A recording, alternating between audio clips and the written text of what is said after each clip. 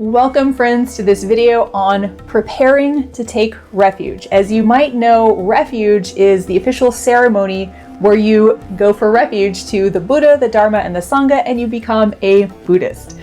Lopan Yudran Wangmo is here to talk about how to prepare for that ceremony, for this big transition if you decide you want to become a Buddhist.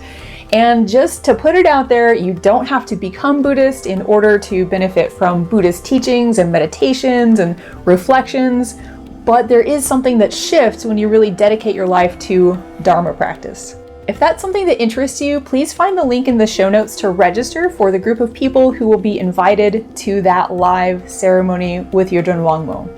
Also, if you're serious about getting prepared to take refuge and you want to read something or you want to watch a more in-depth video, you'll find links to some recommended readings and also to one of Yudran Wangmo's videos about refuge, it's longer, it's about an hour, so you get a good sense of what you're getting into. And finally, this is the third in a series of 3 videos, so if you want to catch the previous 2, you can find links to those in the show notes also.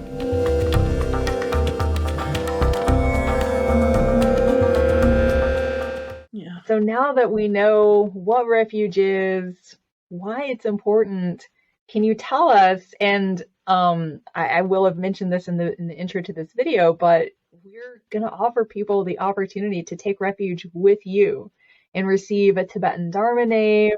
And so for people who want to make that connection, you will find a link below this video, or if you're listening on the podcast, in the info box there, you'll find a link where you can sign up for a list where we're going to share the Zoom invitation, and we're going to share what you need to do to prepare.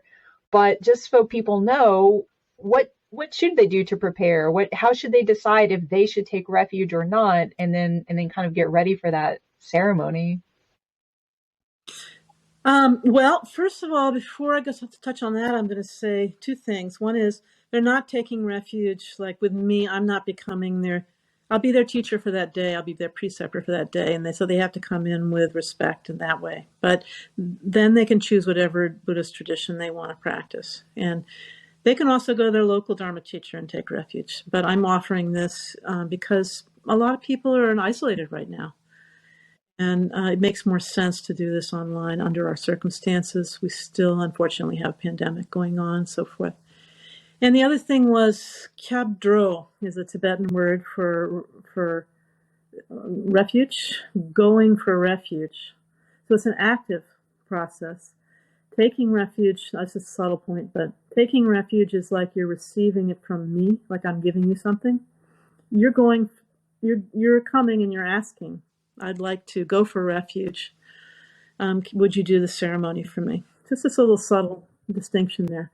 So what should they do to get ready? Gosh, I wish your book was out. I hope your book, I'm working on a book on the Four Noble Truths and another one on Buddhist basics. Hopefully they'll be out soon, but not in time for this.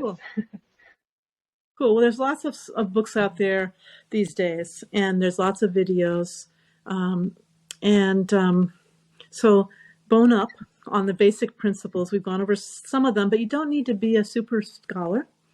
What we've talked about is sufficient. So, there's the 4 seals, what Sansar Khyentse goes over in his book, What Makes You Not a Buddhist, and that's kind of a more intellectual approach, although some of it is just the same principles we're talking about here: impermanence, suffering, etc., finding the truth in those things. But just deciding you want to take refuge, and I went through the criteria of basically what promise you're making inherent in that. Deciding you want to do this thing is enough. But it's always good to keep learning for the rest of our lives. And so you can help them with that. They can watch your many videos. And you actually have about the basics. A video on becoming Buddhist and refuge as well, so I can link to that, and also find a couple of books that we can recommend and put those in the info section below. Great. But the main point is you don't have, in the old days, it was mostly people who read a lot of books who, the first initial converts, American converts. There's a long history of immigrant Buddhists in the United States, Japanese Buddhists, internment camps, and all this rich history of what Buddhists have been through in this country from indigenous Buddhists, heritage Buddhists. So us as converts, though,